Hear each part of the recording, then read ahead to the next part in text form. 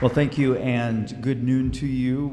We are so delighted to welcome you to this grand finale of our 2026 CBDNA, that's College Band Directors National Association Southwestern Division Conference. It's been a wonderful 3.5 days of learning and of performing and of rehearsing in the case of these fine young musicians that are on the stage before you. And it's been a delight for all of us to be able to watch their conductor work and shape this program, and you'll be able to see the fruits of that in just a moment. I would be remiss if I didn't tell you, my name is Andrew Traxel. I'm president of the division, but I wasn't supposed to be.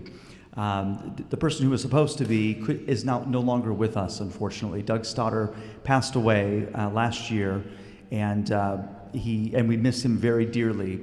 But one of his visions for this program, for this entire week division conference, was to start with the Lone Star Wind Orchestra on Wednesday night, open up the conference, and to also ask his dear colleague and mentor to conduct this group, the Intercollegiate Honor Band. So he wanted to have it hosted here, and so we've been able to see all of Doug's vision to fruition, and we are the benefactors of that. So I am so pleased to be able to introduce to you the conductor. You can read his bio, but it is amazing the impact that Ray Kramer has had on our profession, on all of us. We all are living as beneficiaries of his work, whether it's as Director of Bands Emeritus at Indiana University, President of the Midwest Clinic, a band and orchestra conference, his relationship with Musashino Academy in Japan for over 30 years, and all of the things he's done. He's also been a president of this national organization, CBDNA, and so much more. Maybe at the very top, or at least the second from the top of his resume, is that he's also a former high school band director in Iowa. And as one, I appreciate that deeply. But what's most important, not all of those titles or positions, but it is the genuine and authentic heart that this man has been able to share with us and show with us and make music with these students. So without further ado, please, will you help me welcome Ray Kramer, conductor of the Intercollegiate Honor Band.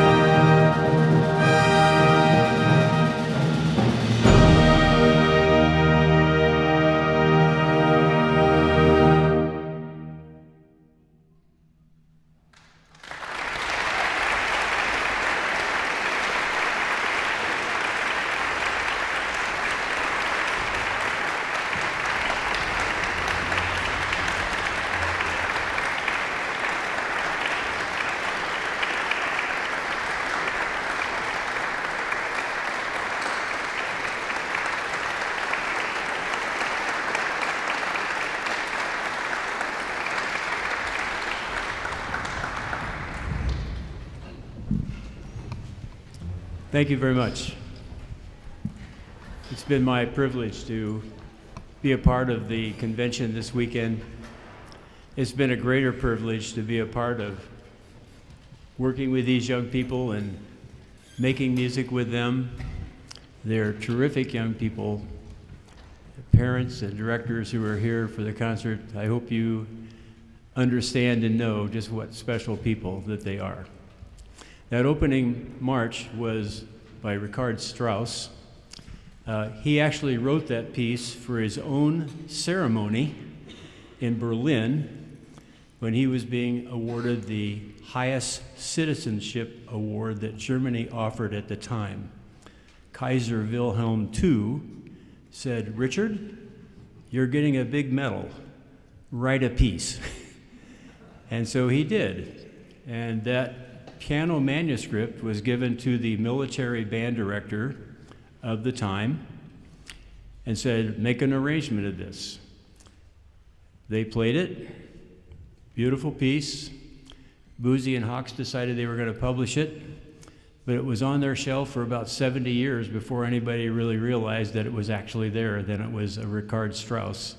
So Roland Barrett, a good friend, was doing some research in London and found the piece and brought it home and wrote it for modern band.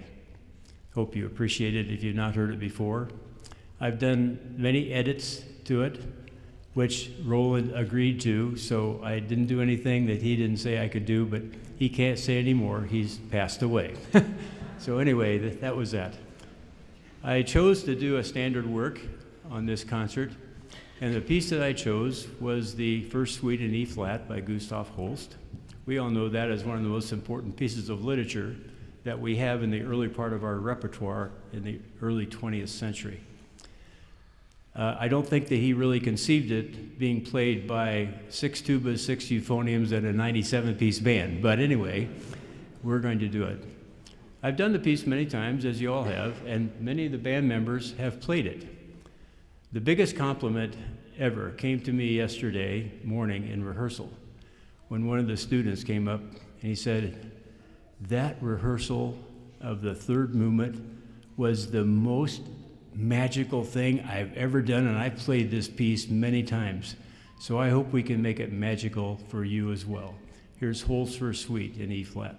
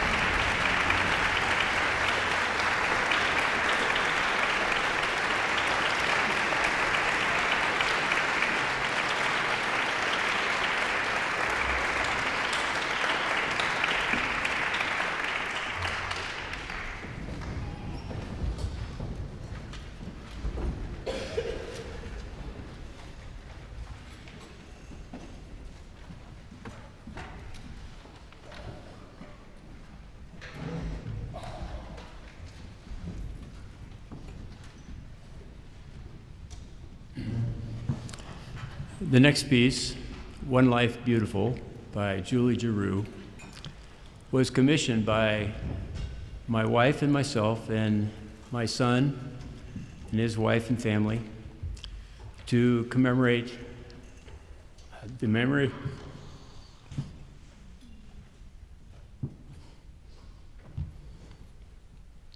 I told myself I wasn't going to do this again. The memory of our daughter, who was tragically killed at age 42, leaving 4 young children. She was a special person, special young lady, special mother. She was a horn player, played very well. And to tell you a little bit about her nature, all through school, she practiced, studied very hard academically and musically, and it was really fun to watch her grow up. She took a few lessons from the great Philip Farkas, who was on our faculty at Indiana University at the time. We kept saying, are you going to consider music at all? Nope, I'm not going to consider music. I'm going to do another degree. Okay, fine, no problem. Little did we know that she made application for the IU School of Music, went through the audition process.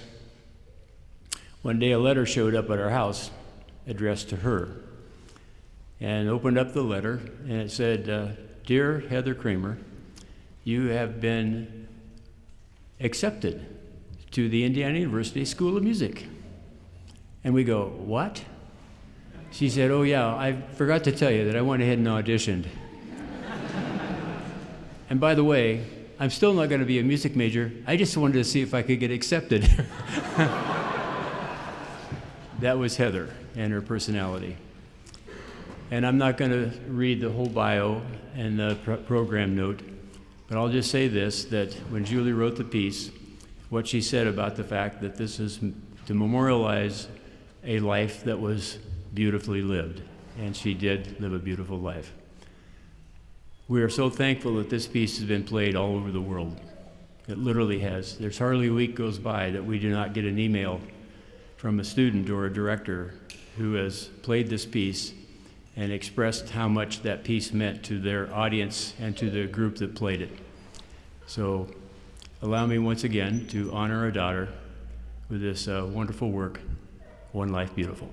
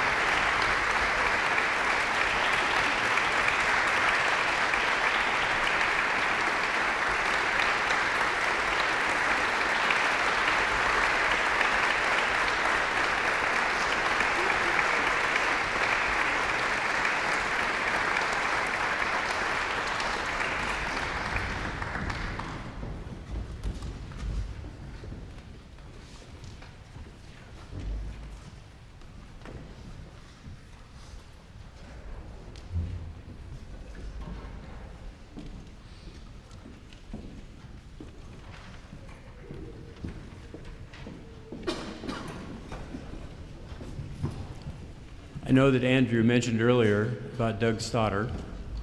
I also wanted to honor Doug as well. We taught together at Indiana University for 7 years prior to him taking the job here in Texas. Doug was a wonderful colleague, always positive, always smiling. He had a very wonderful spirit about him. And I thought that the best way to honor him was to just do a movement from one of his arrangements, but he's done many, but his arrangement of the English Dances Set 2 by Malcolm Arnold. So I've chosen to do the sixth movement, which is a jig, because to me, this jig really emphasizes his spirit, his personality, his gift to CBDNA and to the music world. So join me in a happy spirit of the sixth movement of the English Dances Set 2 in honor of Doug Stoddard.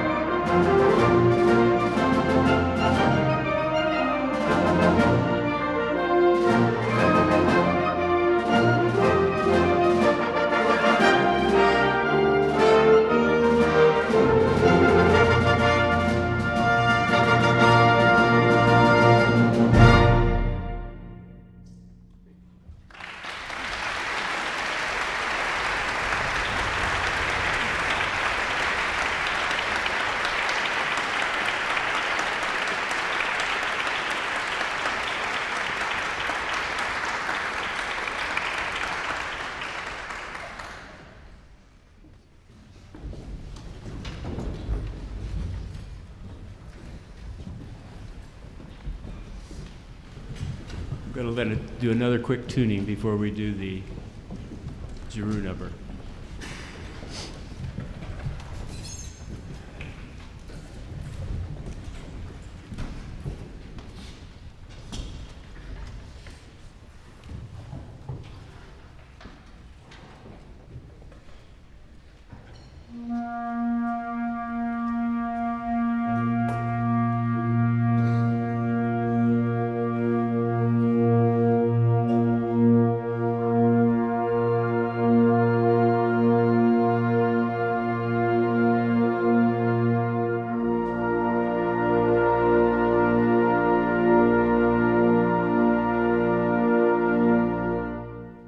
Actually, this next piece was an outgrowth of One Life Beautiful. I know that sounds funny, but let me explain about that. When we commissioned Julie to do One Life Beautiful, we had money to pay for the commission and people had donated, but she would not accept a penny for that music. So we kept thinking, how can we repay Julie for the wonderful piece of music that she gave us. And my wife was shopping in Tokyo one day in a bookstore, and she came across a set of bookmarks. The bookmarks were all 6 scenes of woodblock prints that were based on the Tokaido Road, which went from Kyoto to Tokyo. And all of the great artists of Japan at the time were doing woodblock prints. The most famous artist did these 6, and there are very famous scenes of the various places in Japan. We're going to play 4 movements of the 6. The first movement is simply called Fujisan. It's the title to represent people who climb Mount Fuji every summer. They start in the very late at night, like at 10 o'clock. They climb like 3/4 of the way up. They kind of sleep any place that they can. They have little huts or they sleep on the ground. And then before dawn, about 2 hours before, they climb the rest of the way, because in Japan, the first light that hits any kind of topography happens to be the peak of Mount Fuji. And it's very special to be there when the sun hits the peak of Mount Fuji. And that's what the first movement is all about. The second movement we're going to play is called Nihon Bashi. Nihon Bashi was a bridge in central Tokyo. It was the marketplace. It was the center of Tokyo. It's where everybody came early in the morning to shop in the very ancient days. And there's a little wooden bridge that went over the Nihonbashi River. And on the other side of the river, that's where the marketplace was, and they would gather, they would buy their fruits and vegetables for the day, and of course have conversation and just wonderful communication. Nihonbashi Bridge is still there over the river. It's now 4 cement lanes in each direction, but it's still a central place of Tokyo.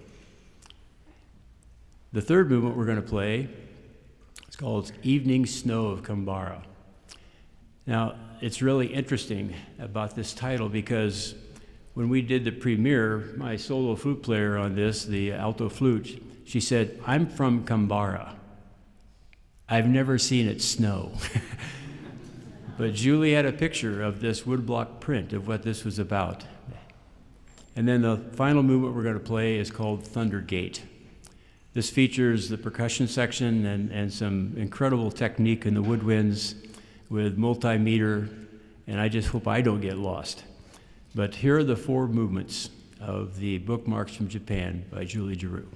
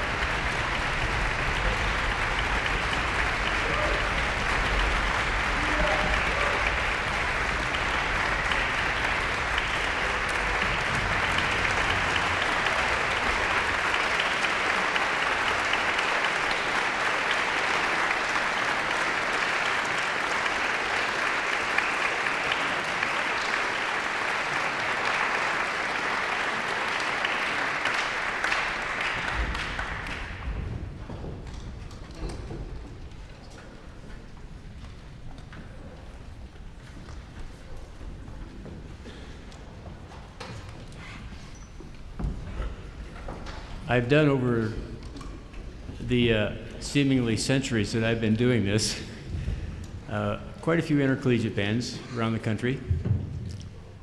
But I'll have to say that I hope this is my last one, because I'm not sure I ever want to face another intercollegiate band unless it's this one. These students have just been marvelous. I just want you all to think about this. They didn't know the music 2 days ago. I didn't know it either. No, I'm just But it's been my distinct pleasure to be able to work with these students for the last 2.5 days. It's just been a great pleasure. And I'm just so pleased and proud of them. I just want you to know that they were absolutely the best to work with. They were so attentive, so cooperative, willing to bend and do whatever that the old gray-haired guy asked of them, and no conductor can ask more. So I would like to have you once more. I'd like to ask all the directors and parents that are here, wherever you're seated, if you would stand up, the directors of these students and parents of these students. We want to thank you for what you've done for them, please.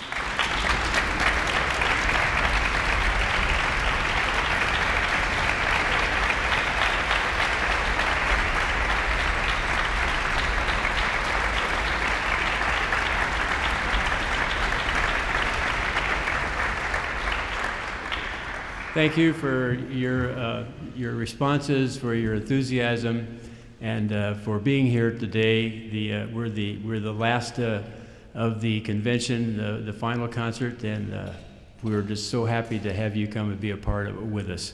So we're going to close with an arrangement that I made several years ago of a Tchaikovsky piece from one of his ballets called Dance of the Gestures. Thank you again. We hope you have a wonderful, pleasant rest of the afternoon, and keep working diligently with your students, because obviously what you're doing is working really well. Thank you very much.